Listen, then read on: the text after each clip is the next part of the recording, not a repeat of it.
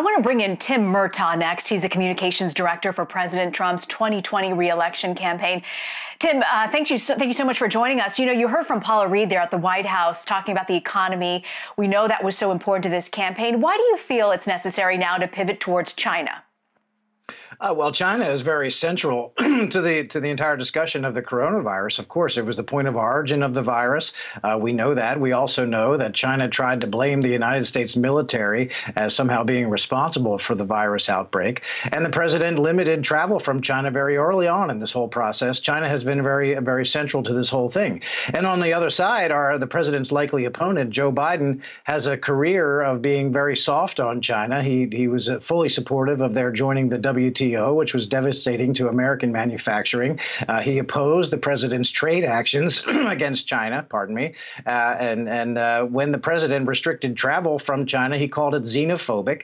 And he actually resisted the president's wanting to pinpoint China as the point of origin of the virus by saying that itself was xenophobic and fear-mongering. And so China plays a very central role in this. There's no question that China wants the 21st century to be the century of China, much like the 20th century was the American century. And in President Trump, you have someone who has stood up to China and been very tough on China. And with Joe Biden, you've got someone who has been soft on China and coddled them along the way. That's why China is a very important issue in the election. I want to ask you also, there's a new Washington Post poll that shows many Americans oppose reopening most businesses.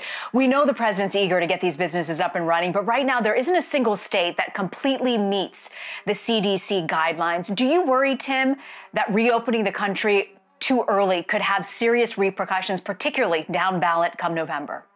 Well, I think Americans want to open, certainly the president wants to open the country, but also regular Americans want to open the country as well. The president has had two very important responsibilities throughout this crisis. The first is to protect the health and safety of the American people, and the second is to safeguard the economy. That's very important. This economy was not made to be shut down for 3, 6, 9 months or a year at a time. It just wasn't.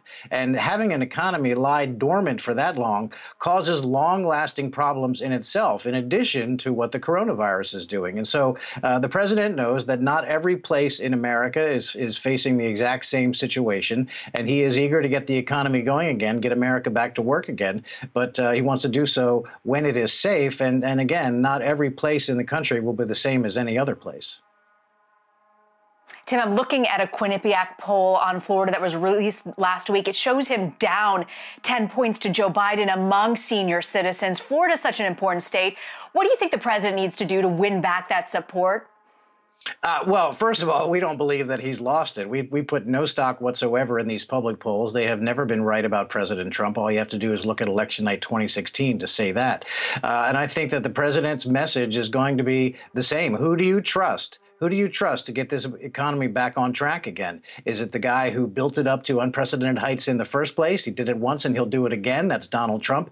Or is it Joe Biden, who presided over the slowest economic recovery since the Great Depression, and his first thing that he says he's going to do is to raise taxes on everybody and enact the Green New Deal, which is an economy killer. So I think the choice will be clear. And I think that once we begin to define Joe Biden, even the public polls won't be able to ignore that. And so what we see publicly does not square with what we see internally, because we know that on the issues, President Trump beats Joe Biden in state after state.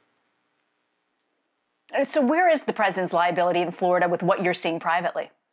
Well, we don't think that we see any liabilities. We think the president is very strong in Florida, and we think that Florida is in the president's column very strongly and very squarely, just like it was in 2016. Florida is not going to be an issue for the Trump campaign. We're going to be focusing on retaining the states that we won in 2016, but also adding to the pile. States like New Hampshire and Minnesota and Nevada and New Mexico are states that the president can actually scoop up and put in his column. And we feel very strongly, very solidly about Florida. And I think if you talk to Democrats who are being honest, they will agree that Florida is a Trump state.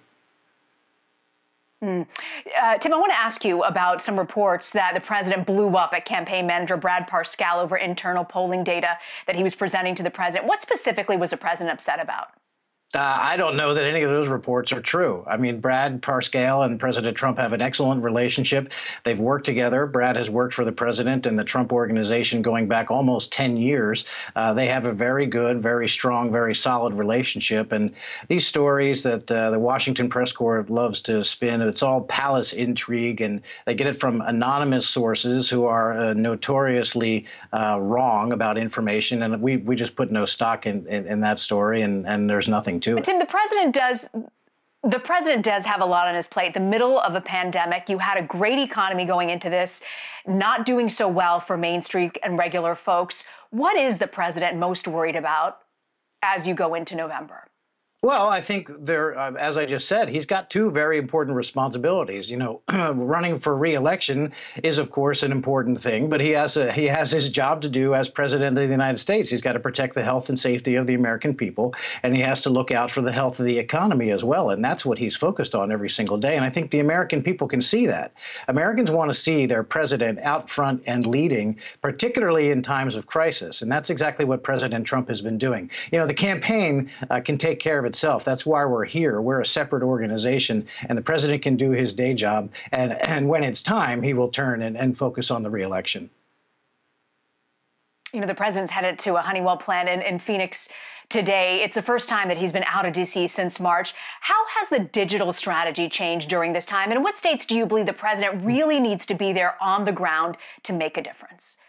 Well, being there on the ground is something that we're very hopeful and determined to get back to. You know, the rallies are something that President Trump is known for, in particular on the campaign trail, and he's determined that we're going to do that at some point in the near future, sometime over the summer, hopefully. But with regard to the digital campaign, I mean, this is a campaign that the president built on data and technology. And so we were better able to pivot to an all virtual realm than anybody else. We have every single night at 8 p.m. across all of our social media channels, new programming every night with different campaign figures and different surrogates. And each one of our broadcasts, we've been doing this for about a month now, every single one of our broadcasts has gotten over 1 million unique viewers, and some of them have gotten over 2.5 million viewers. At the same time, we see great enthusiasm among the president's supporters. Since March 13th, which is the day we went into the all-virtual setting, we have recruited over 300,000 new volunteers to the president's campaign, and those volunteers have made more than 20 million phone calls to voters in key states across the country. And so the enthusiasm is there, and we're doing great things reaching out to voters. There are a lot of ways that you can reach voters without having to go up and knock on their doors, and the Trump campaign is doing that. And we are eclipsing anything that Joe Biden's campaign or the DNC can manage, because we've been ready for this moment. We're putting up numbers in voter outreach that you wouldn't really expect to see until late October, and we're doing it here in the early spring.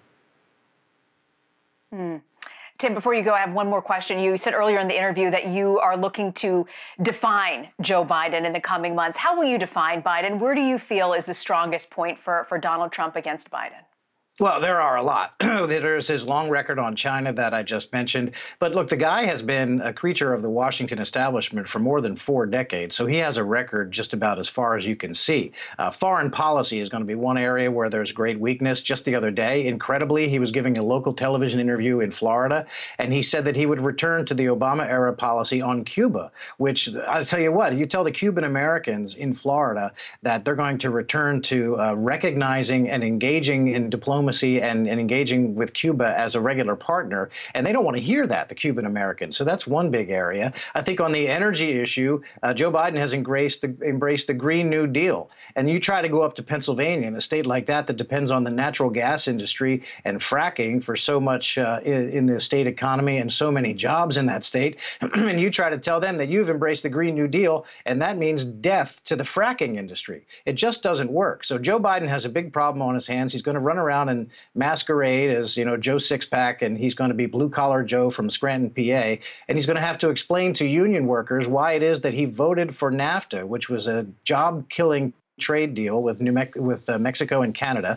It sucked out so many union jobs and sent them overseas, and union members remember that. And Joe Biden's going to have to answer for that for sure. He is not going to be able to run across the industrial parts of this country and masquerade as someone who is a friend of the working people, because his record just makes everyone understand that that is a lie. All right, Tim, I've got so many more questions for you. I'm told I have to leave it there. I want to thank you very much, Tim Murtaugh, for joining us and for your time, Tim. I appreciate your time. Thank you.